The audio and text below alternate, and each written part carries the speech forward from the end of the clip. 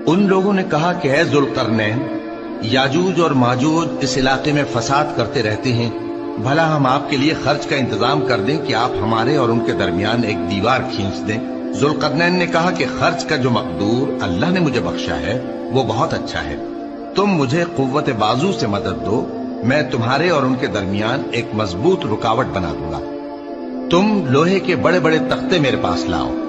چنانچہ کام جاری کر دیا گیا، یہاں تک کہ جب اس نے دونوں پہاڑوں کے درمیان کا حصہ برابر کر دیا اور کہا کہ اب اسے دھوکو، یہاں تک کہ جب اس کو دھونک دھونک کر آگ کر دیا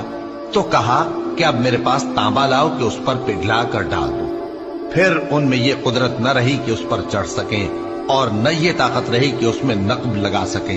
بولا کہ یہ میرے پروردگار کی مہربانی ہے، پھر جب میرے پروردگار کا وعدہ آ پہنچے گا تو اس کو ڈھا کر ہموار کر